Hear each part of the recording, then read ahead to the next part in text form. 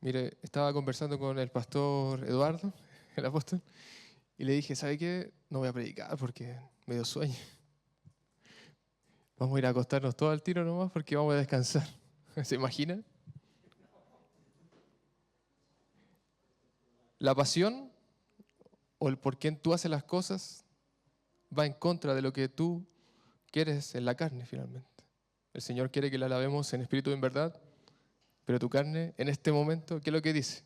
Oh, me gustaría estar estirado, acostadito, descansando, reposando la comida, ¿cierto? Gracias.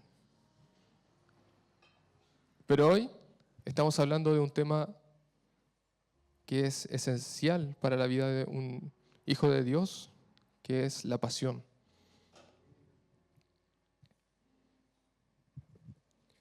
En la mañana no pude escuchar la palabra del pastor Marco. Claramente el Señor ahí también hace sus cosas y sé que de haber estado bastante buena. No sé si usted opina lo mismo. Con que una palabra sea acerca de Cristo, para mí ya es suficiente. Después entraremos a hilar fino si está bien o correcto o no, pero si la palabra es acerca de Cristo, para mí ya tiene lo suficiente. No sé si a usted le pasa. Y hoy, mire, les vengo a compartir un mensaje que nos dice cómo tener un corazón apasionado. Estamos viendo, ¿cierto?, lo que es este elemento, la pasión, que es esencial, como les decía, para un hijo de Dios y también para nosotros como hombres, ¿cierto? ¿Es usted un hombre con pasión o le reclaman en la casa? No quiero saber más detalles, pero bueno. Esta pregunta de cómo tener un corazón apasionado, ¿cierto? Que primero nos dice, ok, quiero tener un corazón apasionado, pero ¿qué es la pasión? ¿Cierto? El pastor Ismael nos decía, pasión tiene que ver con, entre otras cosas, en su origen, en su etimología, con sufrir o padecer. ¿Mm? Pero el mundo, ¿cierto? Hoy y solemos atribuir la palabra pasión a algo mucho más como de un amor, ¿cierto? Un amor un poco más, no es una pasión, es un sentimiento, como decía él, ¿cierto? Una expresión de emoción mucho más grande. Esta pregunta de cómo tener un corazón apasionado encaja muy bien con el pasaje de Deuteronomio 6, 4 al 5. Si me puede acompañar. Deuteronomio 6, 4 al 5.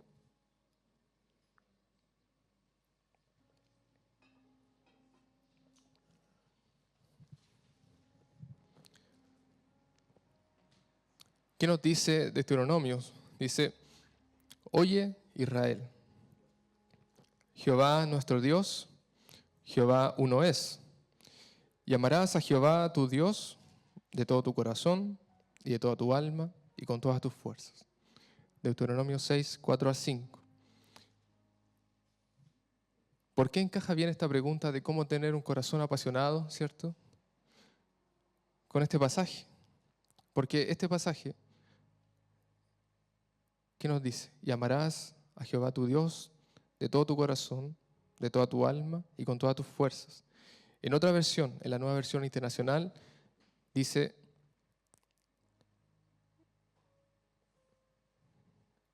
escucha Israel, el Señor nuestro Dios es el único Señor.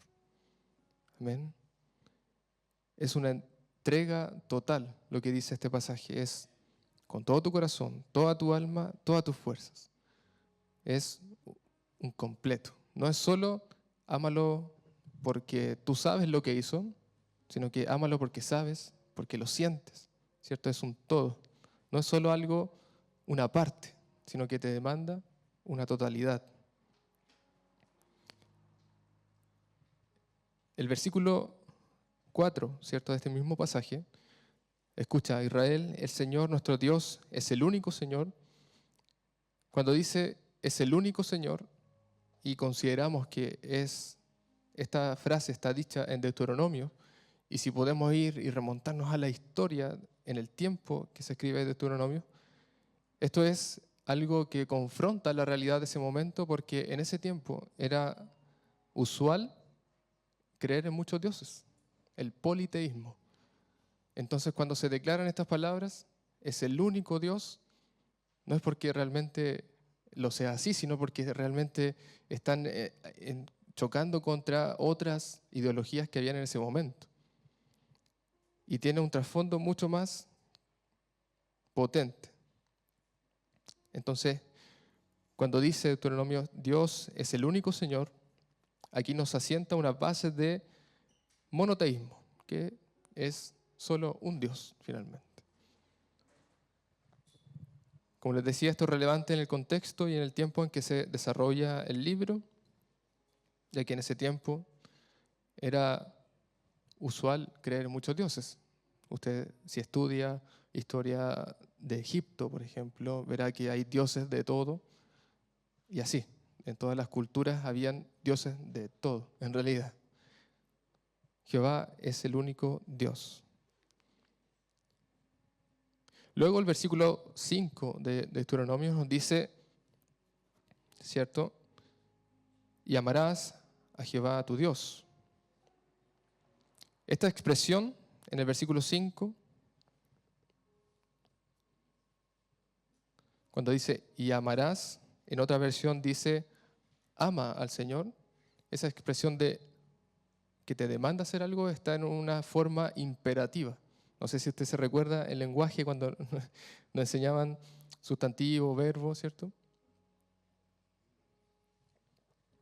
Habían formas de expresión. Dentro de esa expresión estaba una forma imperativa de decir algo, en el sentido de que yo te digo una orden, ¿cierto? Generalmente los reyes en la antigüedad no pedían las cosas por favor, sino que eran imperativas. Ellos demandaban hacer algo. Haz esto otro. Entonces cuando el versículo 5 dice, ama al Señor, tienes que hacerlo, porque es una orden imperativa. Entonces, esto que nos demanda, ¿cierto? Porque es una orden, básicamente, ama al Señor tu Dios, nos demanda una entrega en totalidad, con todo tu corazón, toda tu alma, toda tu mente.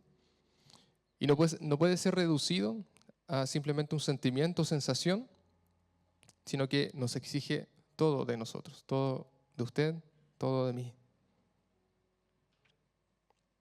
Amén. ¿Y cómo podemos tener un corazón apasionado? Nuevamente, si usted está anotando por ahí, ponga número 1 en estos tips que vamos a aprender hoy de cómo tener un corazón apasionado.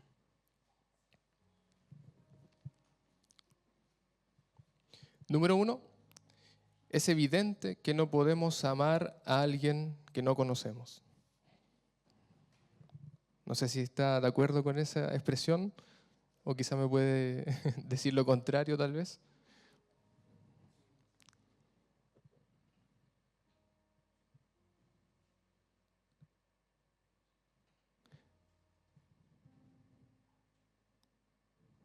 ¿Cómo podría usted amar a alguien que no conoce realmente? ¿Conoce usted a quien le rinde la adoración, la alabanza?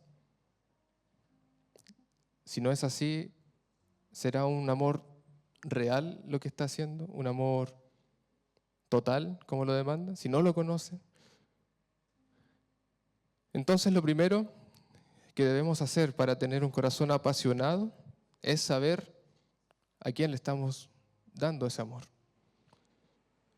Esto para entender la magnitud del amor que Dios tiene también por nosotros, aprender lo que Él ha hecho por cada uno de nosotros.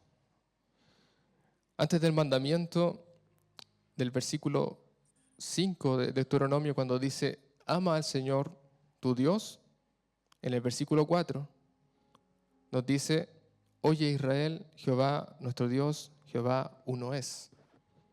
O en la nueva versión internacional, el Señor nuestro Dios es el único Señor. Nos está dando una revelación de quién es a quien le estamos dando el amor y a quién nos están demandando, ¿cierto? Él ama al Señor tu Dios porque es el único. Nos están dando información relevante. Y esto nos está dando a entender quién es Dios. Como les decía, ¿sabe usted a quién le está dando su tiempo, su alabanza? ¿Conoce a este Dios?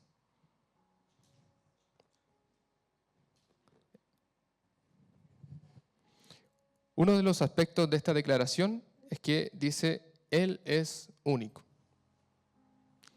Es el único Dios, único, un Dios. Amén. No hay otro. Y entre más conozcamos cómo es Él, más fácil será para nosotros amarlo, apasionarnos con todo nuestro ser. Y esto tiene estrecha relación con llegar a saber qué hizo por nosotros, que nos demanda tan grande amor. Alguien que usted no conoce y te viene a decir, oye, ámame con todo lo que tú eres, y si tú no lo conoces, ¿cómo le vas a entregar tu amor? Entonces tú conoces lo que Él hizo por ti y dices, wow, esto no requiere solo todo mi amor, sino que requiere la totalidad de mi ser. Esto también lo podemos ver en el libro de Éxodo 20, versículo 2.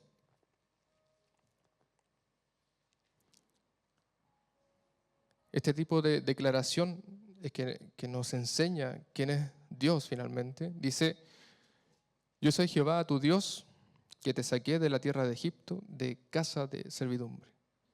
¿Cierto? El Señor nos da nuevamente información de quién es Él.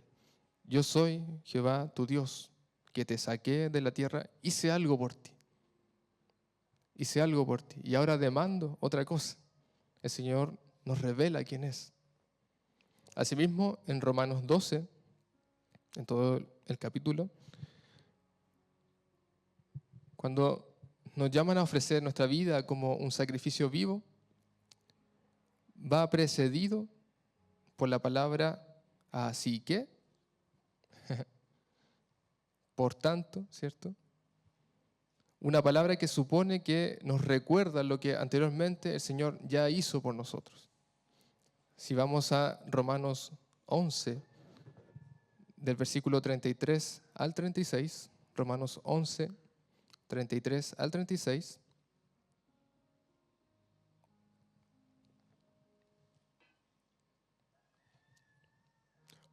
dice, oh profundidad de las riquezas de la sabiduría y de la ciencia de Dios, cuán insondables son sus juicios e inescrutables sus caminos, porque ¿quién entendió la mente del Señor? ¿O quién fue su consejero? ¿O quién le dio a él primero para que le fuese recompensado? Porque de él y por él y para él son todas las cosas. A él sea la gloria por los siglos. Amén. Y luego Romanos 12 comienza diciendo, así que, ¿cierto? En lo que nos explicaba el capítulo anterior, porque de él y por él y para él son todas las cosas y todo lo potente que es Dios. El capítulo 12 comienza diciendo, así que, esa es la importancia de prestar atención a estas pequeñas palabras. Así que, hermanos, os ruego por las misericordias de Dios que presentéis vuestro cuerpo en sacrificio vivo, santo, agradable a Dios, que es vuestro culto racional. El Señor nos da a conocer quién es, ¿me entiende? Y para crecer en nuestra pasión por Dios, necesitamos llegar a conocerlo. Prestar atención a estos pequeños fragmentos de la palabra que van tomando, ¿cierto?, relación y nos van dando claridad del Dios que estamos adorando. Esto es una necesidad para nosotros como hijos de Dios y debemos cultivar un hábito y relación constante de aprendizaje del Señor. Saber quién es este Dios. De esta forma podrás alimentar tu pasión y hacer crecer tu vida espiritual. Tip número 1, conocer, ¿cierto?, a quién estamos entregándole nuestro amor. Número 2, si está anotando por ahí, número 2, seguir el ejemplo de Jesús de orar constante y consistentemente. Constante y consistentemente. ¿Es usted una persona consistente? ¿Una persona, cierto? ¿O es una persona que está un día, vamos con todo, pastor? O un día dice, no, no quiero nada, no quiero saber de la iglesia. ¿Somos consistentes nosotros? Muchas veces no. Muchas veces no. Nuestra emoción, ¿cierto?, nos juega en contra y queremos tirar la toalla, como se dice. Pero si había algo que recuerdo de una de las clases que tuvimos de liderazgo para los jóvenes principalmente, hablábamos de algo importante que se llama actitud en el liderazgo. Y es que cuando tu actitud predomina tus sentimientos, aun cuando tú estés derrotadísimo, cuando no tengas energía, cuando quieras puro ir a acostarte porque comiste hace 15 minutos, tu actitud dice, no, esto no es justificación, vamos adelante, vamos adelante. ¿Me entiende? Consistencia. Seguir el ejemplo de Jesús de orar constante y consistentemente. Cuando examinamos la vida de Jesús, vemos que Él se apartaba muchas veces a orar, ¿cierto? Así también tenemos en el Antiguo Testamento a Daniel, por ejemplo, y otros que tenían una pasión por Dios, y en ellos encontramos que la oración era un ingrediente vital en su relación con Dios. En Daniel 6:10, si me puede acompañar, Daniel 6:10. Cuando Daniel supo que el edicto había sido firmado, entró en su casa y abiertas las ventanas de su cámara que daban hacia Jerusalén, se arrodillaba 3 veces al día y oraba y daba gracias delante de su Dios, como lo solía hacer antes. Constancia y consistencia. El punto número 1 nos hablaba de que no podemos amar a alguien que no conocemos. Y para conocer a alguien, ¿cierto?, ¿qué debemos hacer? Conocer, establecer un diálogo con esa persona, ¿cierto? Usted cuando conoció a su esposa o a su polola para los más chicos, ¿cómo la llega a querer? ¿Cómo la llega a amar? Porque la conoce, ¿cierto? Porque entabla conversaciones, diálogo, ¿cierto? ¿Cómo va a conocer usted lo que le gusta a esa persona si no le pregunta? Claro que sí. ¿Cómo voy a saber yo, como hijo de Dios, qué es lo que le gusta a mi padre? ¿Qué es lo que él quiere hacer? Si no le pregunto. Y se arrodillaba 3 veces al día. No quiero decir que ore 3 veces, si lo hace más, mejor, pero esto demuestra consistencia y constancia. Se arrodillaba 3 veces al día y oraba y daba gracias delante de su Dios, como lo solía hacer antes. ¿Cuántas veces del día dedicamos a dialogar con el Señor? Ismael también comentaba esto de deje un minuto para orar y verá que le va a faltar tiempo para seguir dando gracias y le va a seguir gustando esa sensación de diálogo con el Señor. Pero tienes que atreverte a dar ese primer paso. Poner quizá un recordatorio, poner un cronómetro tal vez, algo que te diga, si no tienes tu constancia, no es algo, un hábito, tienes que forzar y crear ese hábito. Tienes que dar ese primer paso.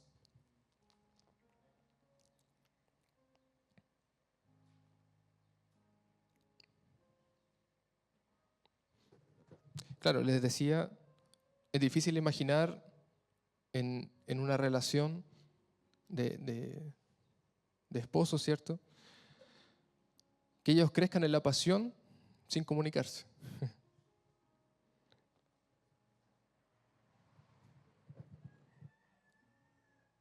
Si nosotros somos la esposa del novio, tenemos que comunicarnos con él. Amén. Y esto lo podemos llevar a un plano espiritual, así como con Cristo, pero también en nuestra naturalidad. Somos hombres, esposos, ¿cierto? Tenemos a nuestra mujer ahí, ¿cierto? Y la palabra nos enseña, nos enseña. Es nuestro manual de vida. Si estamos fallando muchas veces como esposos, oye, vamos a la palabra, ¿qué nos dice?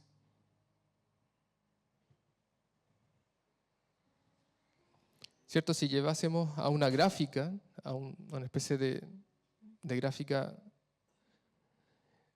veríamos que la relación que entre más tú te comunicas con tu esposa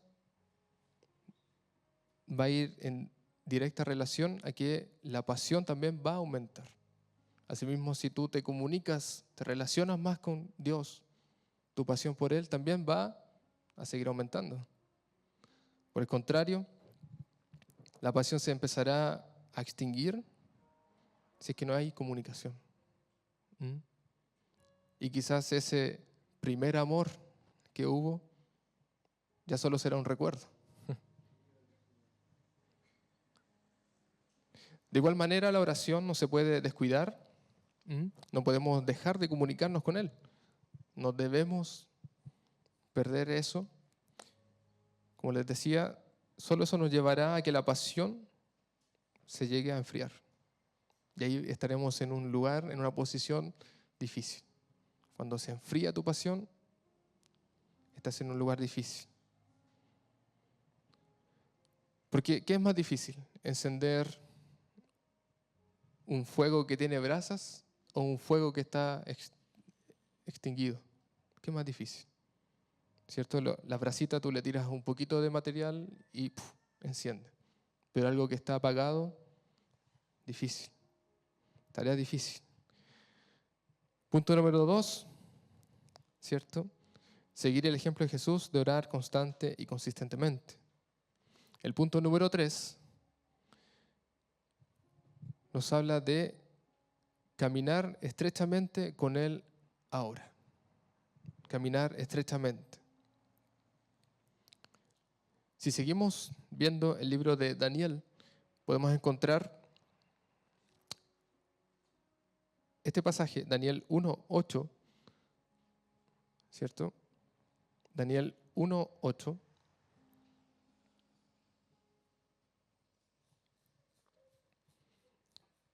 Que nos habla, dice, y Daniel propuso en su corazón,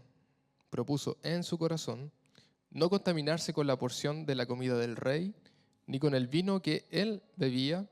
Pidió, por tanto, al jefe de los eunucos que no se le obligase a contaminarse. Acá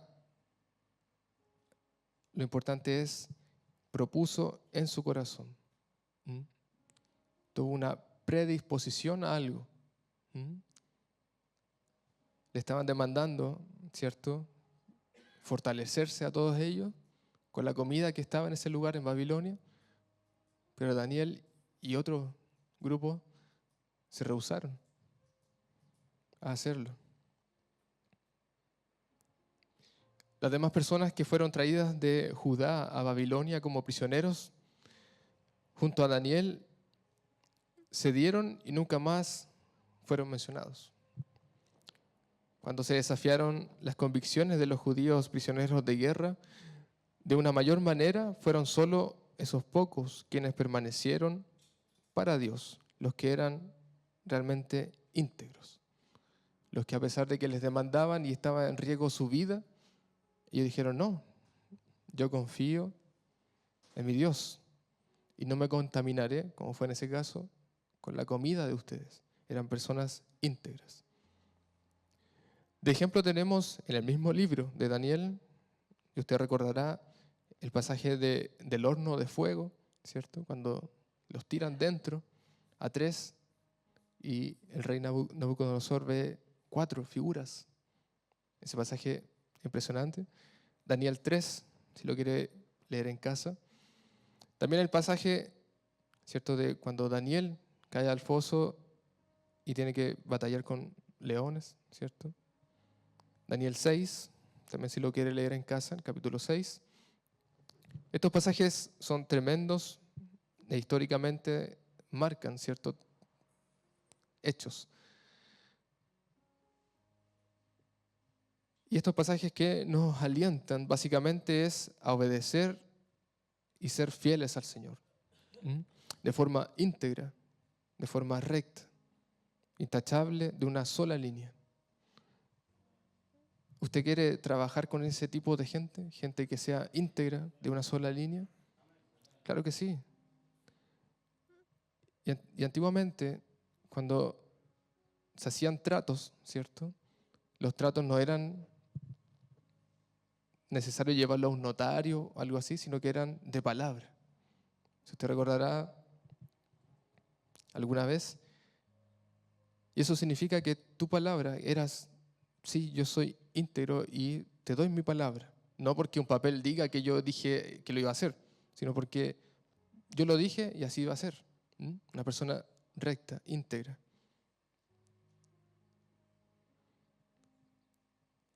Por el contrario, por ejemplo, tenemos en Lucas 22, 54, que Pedro, por ejemplo, aprendió de la forma difícil al seguir a Dios a distancia, en lugar de identificarse mucho más estrechamente, ¿cierto? Y aquí en Lucas tenemos el pasaje de cuando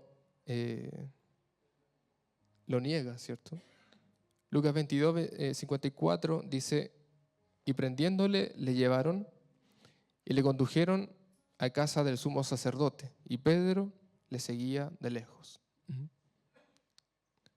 A continuación, en el versículos 60 y 62, también de Lucas 22, dice, y Pedro dijo, hombre, no sé lo que dices. Y enseguida, mientras él todavía hablaba, el gallo cantó. Entonces, vuelto el Señor, miró a Pedro, y Pedro se acordó de las palabras del Señor que le había dicho antes, que el gallo cante, me negarás 3 veces, y Pedro, saliendo fuera, lloró amargamente. ¿Usted quiere ser una persona que sigue al Señor de cerca o de lejos? Una relación estrecha, ¿cierto? Amén, claro que sí. Personas íntegras, personas confiables. Yo creo que eso va a hablar muy bien de nosotros. No solo que tengamos tal y tal cosa en posesiones, ¿cierto? Sino que ¿quiénes somos nosotros? Personas confiables. Qué bueno tener gente así, ¿cierto? Dios dice que donde está el tesoro de un hombre, allí también estará su corazón. Esto en Mateo 6:21. Así lo pueden poner acá. Mateo 6:21. Porque donde esté vuestro tesoro, allí estará también vuestro corazón. Y esto, bueno, tenemos muchas palabras sobre esto, pero le invito a que pueda reflexionarlo, ¿cierto? Una vez más, ¿tiene usted algo muy preciado? Tal vez su familia, sus hijos, su esposa, sus logros, ¿cierto? Hay gente que abraza sus metas, sus logros, pero déjeme decirle que el Señor quiere ocupar el primer lugar y ser Él mismo el tesoro más preciado de nuestro corazón. Todo lo demás, secundario. Si alcanzaste a salir con la mejor nota del colegio, un logro, secundario. Si terminaste tu carrera, secundario. Si lograste comprar tu casa, secundario. ¿Quién te dio toda la sabiduría? ¿Quién te dio la salud para que alcances todas esas cosas? Está primero. Está primero. En la medida que invertimos nuestra vida en Dios sirviéndole, nuestro tesoro cada vez estará más cerca con Él. Y así nuestros corazones. Ese es el tip número 3. Caminar estrechamente con Él.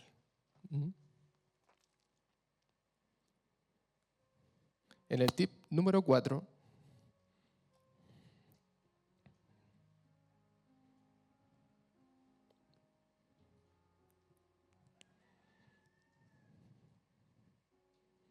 para tener un corazón apasionado, el tip número 4 es: elimina la competencia. No quiere decir que alguien que esté compitiendo contigo, sino que nos habla de la competencia de lo que dice Mateo 6, 24, que nos habla, dice: ninguno puede servir a dos señores, porque o aborrecerá al uno y amará al otro, o estimará al uno y menospreciará al otro. No podéis servir a Dios y a las riquezas.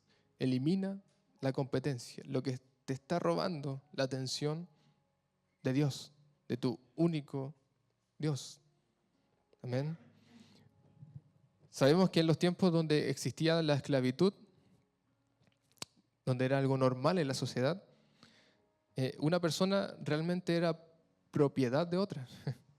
Sí, usted puede ver, hay muchas películas que hablan de esto, y realmente la persona esclava era propiedad, era casi como un objeto para la persona que era dueña. Y si usted va al libro de Romanos 1:1, vemos que el apóstol Pablo, cuando se presenta en Romanos 1, se presenta ¿de qué forma? Quizás en la versión de la Reina Valera no se expresa como debe ser, pero en la Nueva Traducción Viviente dice: yo, Pablo, esclavo de Cristo Jesús. Se presenta como un esclavo. Eso quiere decir que dice: yo soy propiedad, ¿me entiende?, de Cristo Jesús. Tanto el dinero, ¿cierto?, las riquezas, como Dios también, son señores que hacen exigencias, te demandan, ¿cierto? Todo, básicamente. El Señor dice: amarás al Señor tu Dios con todo tu corazón, toda tu alma, toda tu mente, todas tus fuerzas. Y cuando tú tienes amor por las riquezas, ¿qué pasa con esa gente? Se empieza a ir por el dinero hasta que lo pierde todo. Sabemos que riquezas, ¿cierto? Esta palabra, riquezas en griego, es mamón, un espíritu, mamón. Esto se refiere a las posesiones materiales que se convierten en ídolos. Somos tentados a amar el mundo. Y esto tiene un gran significado más allá de la palabra mundo. Porque cuando tú llegas a amar el mundo, no solo es el planeta, no es eso, sino que es todo aquello que nos desvía la mirada del centro que es Cristo. Y mundo significa muchas veces dejar para el último lo que Dios necesita, porque lo cambiaste por otra cosa. Mundo significa muchas veces que relegaste el consejo del Espíritu Santo por otro que el mundo te estaba ofreciendo. En Primera de Juan, capítulo 2, del 15 al 17, nos dice: no améis al mundo, ni las cosas que están en el mundo. Si alguno ama al mundo, el amor del Padre no está con él. Porque todo lo que hay en el mundo, los deseos de la carne, los deseos de los ojos y la vanagloria de la vida, no proviene del Padre, sino del mundo. Y el mundo pasa y sus deseos, pero el que hace la voluntad de Dios permanece para siempre. Potente mensaje. Aquí el apóstol Juan nos exhorta a no amar el mundo. Destacar, ¿cierto? Como les decía, que no se refiere a la creación de Dios o a las personas que en el mundo habitan, porque sería una contradicción decir que no amen el mundo, pero tenemos que ir a predicarle al mundo, ¿entiendes? No, lo que dice es no amen lo que el mundo está ofreciéndote. ¿Mm? ¿Qué nos ofrece el mundo? Bueno, ejemplos de sobra. Y el versículo 16 precisamente nos habla, dice, los deseos de la carne, los deseos de los ojos, la vanagloria, todo eso es lo que el mundo te va a ofrecer. Santiago dice que intentar acoger el mundo entero y su amistad es derechamente la enemistad hacia Dios y adulterio espiritual. Adulterio espiritual. Santiago 4:4. Oh almas adúlteras, ¿no sabéis que la amistad del mundo es enemistad contra Dios? Cualquiera pues que quiera ser amigo del mundo se constituye enemigo de Dios. Difícil, complicado. ¿Quiere usted ser enemigo de Dios?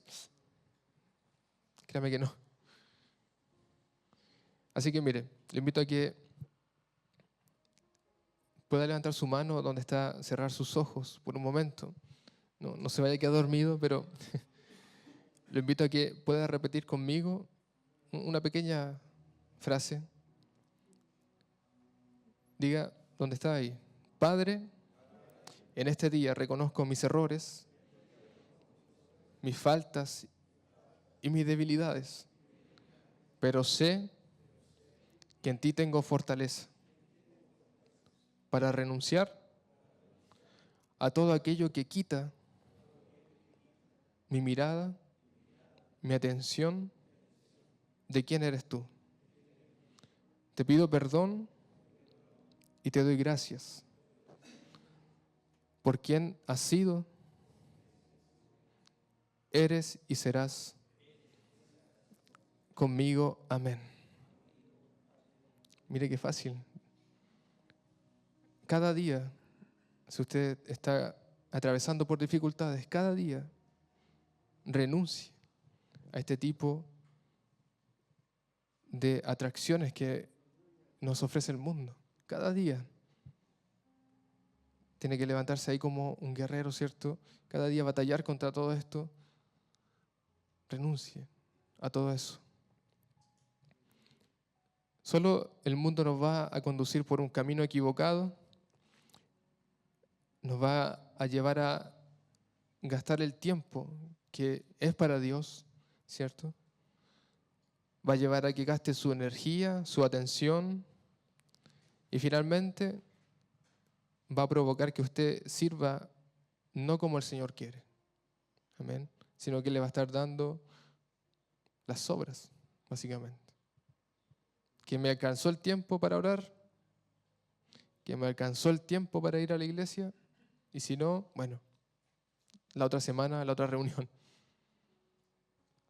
Dios promete que si lo buscamos, no solo nos proveerá para nuestras necesidades. Mateo 6:33.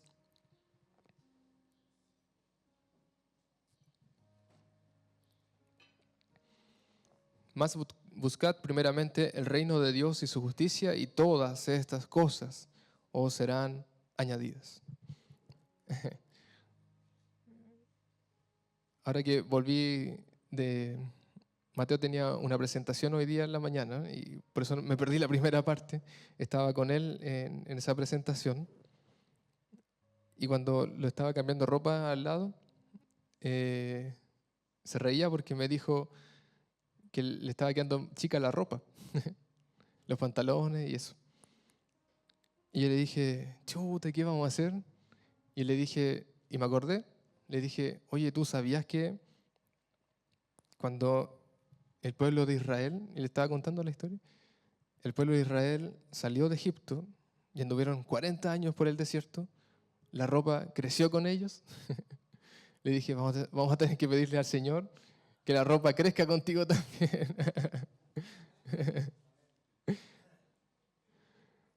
Y todas estas cosas os serán añadidas si tú buscas primeramente el reino de Dios y su justicia. Amén. Sino que además, ¿cierto? El Señor es bueno y nos concede, por supuesto, los deseos de nuestro corazón. Y no sé usted, pero yo sí quiero que el Señor me regalonee, busco eso. Pero claro, buscad primeramente el reino de Dios, ¿cierto? Y su justicia.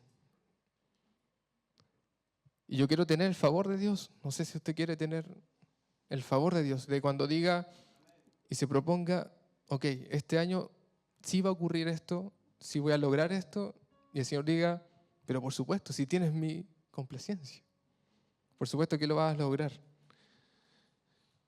Y ser regaloneado por el Señor, ser regaloneado por nuestro Padre. Mire qué rico.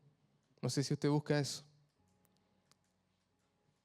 ¿Cierto? Como cuando un padre natural se enorgullece de su hijo y quiere complacerlo. Usted está dispuesto a hacer muchas cosas, ¿cierto? Y justamente cuando estaba escribiendo esta parte me acordé de una historia de cuando vivíamos en Talca con mis papás. Y siempre mi mamá me dice, oye, si tu papá te consiente en todo.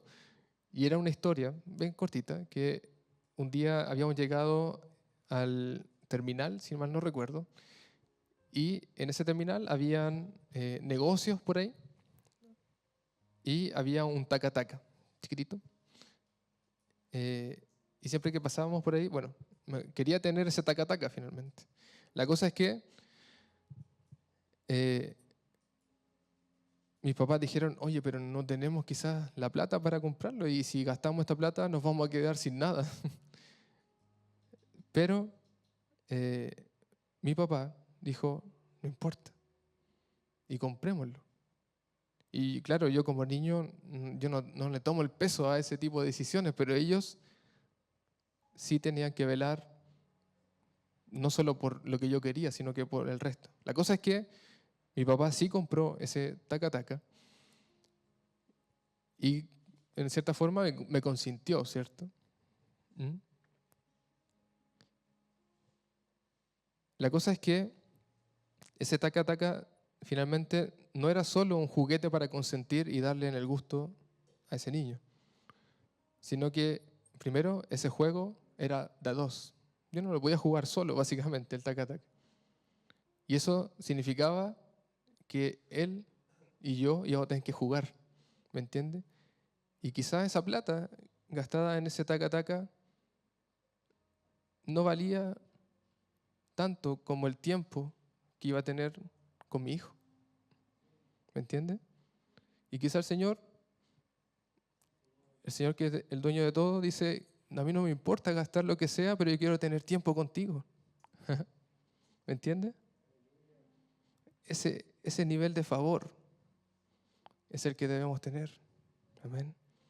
Salmos 37, del 4 al 5.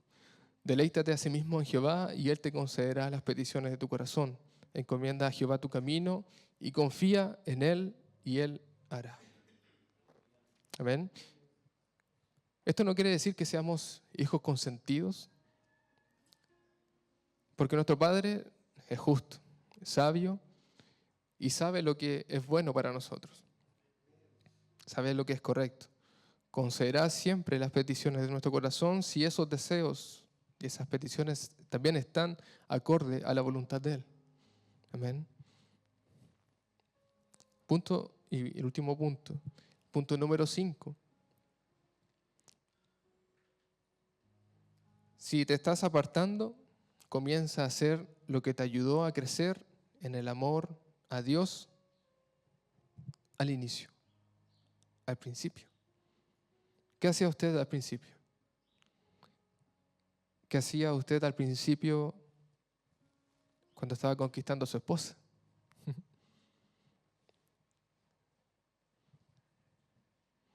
No es raro, ¿cierto?, tener declives en una relación y creo que todos de alguna u otra forma hemos tenido, ¿cierto?, un declive en nuestra relación, ya sea naturalmente con nuestra esposa, con nuestra familia muchas veces, con nuestros hijos y con el Señor también.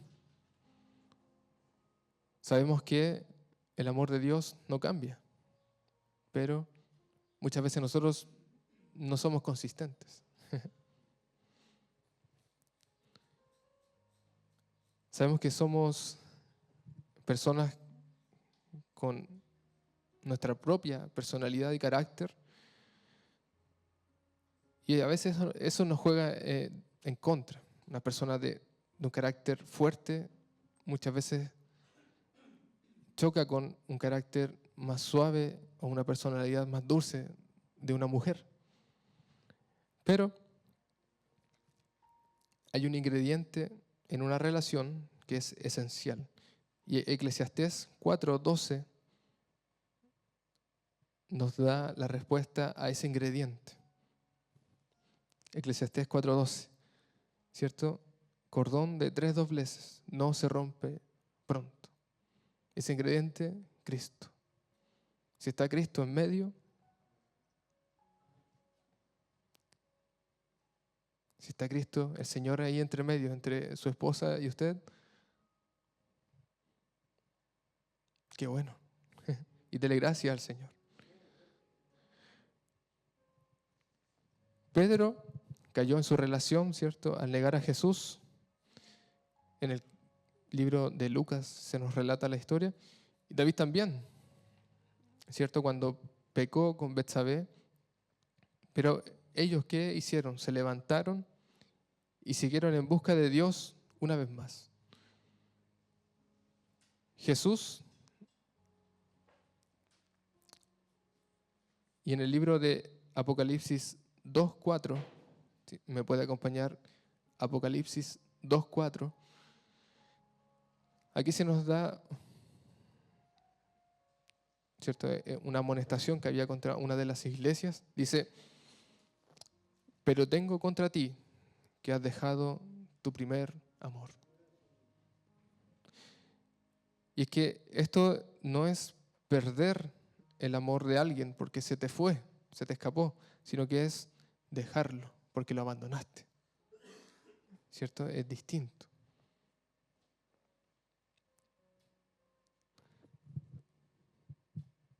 ¿Y cómo tú puedes remediar el que hayas enfriado esa llama a tal punto que ya no quiere volver a encender? ¿Cómo la puedes volver,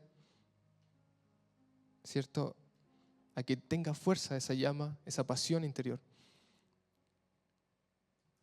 La respuesta es: hace las primeras obras. Les decía al principio,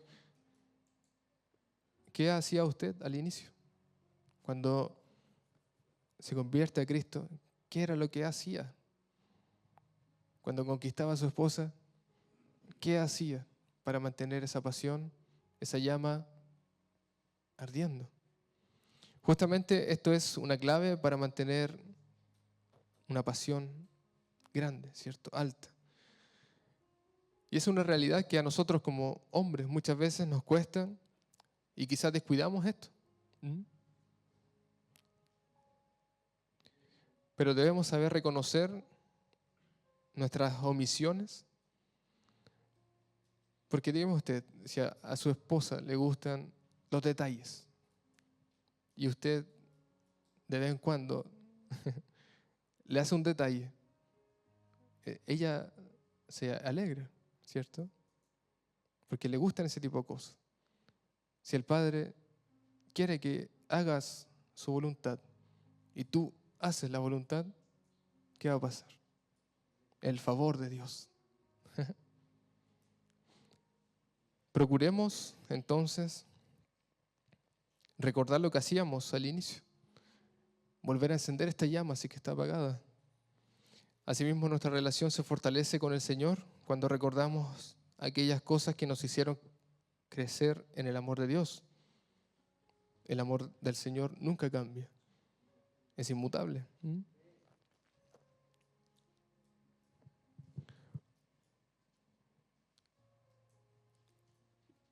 debemos aprender a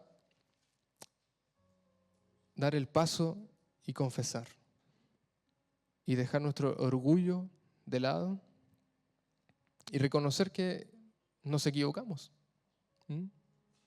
No somos perfectos. Estamos en el camino, pero nos equivocamos. Y no siempre tenemos la razón en todo. ¿Mm? Nos cuesta, ¿sí? En nuestro orgullo y como hombre, muchas veces que toquen tu orgullo, es como que te estuvieran clavando aquí, así, en mi orgullo. Pero en esta situación, quien te está juzgando no es el mundo, no es tu jefe, es el Señor. Amén. Solo así recibiremos perdón y podremos restaurar la comunión que tenemos con el Padre. Primera de Juan 1:9 nos dice, si confesamos nuestros pecados, Él es fiel y justo para perdonar nuestros pecados y limpiarnos de toda maldad. Si confesamos. Amén. No hay duda de que Dios bendecirá a los que le buscan de forma apasionada y a través de eso glorificar su santo nombre. Claro que sí, amén. Miren, le invito a que se ponga de pie, que pueda estirar sus piernas. Si gusta, se puede, ¿cierto?, estirar un poquito. Es difícil esta hora porque, como les decía, nuestra carne nos llama a querer descansar, a querer irme a dormir, quizás. Ahí estírese un poquito si gusta. Déjeme decirle que la palabra o las palabras amor y gracia son dos conceptos que por general aparecen muy juntas dentro de las Escrituras y ni usted ni yo merecemos ninguna de ellas, ni el amor de Cristo ni la gracia. Ambas expresan la bondad de Dios y su infinito afecto hacia nosotros. ¿Por qué te ama el Señor? ¿Porque vio algo en ti? ¿Porque tal y tal cosa? Porque Él te ama. Así. ¿Explicación? No hay mucho que decir. Él te ama. ¿Tú mereces la gracia del Señor? Es un regalo de Él. No merecemos ni lo uno ni lo otro. ¿Cómo tener un corazón apasionado? Era este mensaje. ¿Cómo tener un corazón apasionado? Y si lo podemos resumir en los puntos, conoce a Dios, conoce a tu Señor, a qué le estás entregando este amor. Imítala a Jesús, nuestro mejor ejemplo, a la altura del varón perfecto. Imita a Jesús, ve, lee qué hacía Jesús, sé como Él. Camina junto al Padre, camina junto a Él. Elimina todo lo que quiere quitar la atención del Padre. Y por último, vuelve a los orígenes. Vuelve a hacer lo que hacías antes, a encender esa llama. Amén. Mire, cierre sus ojos por un momento.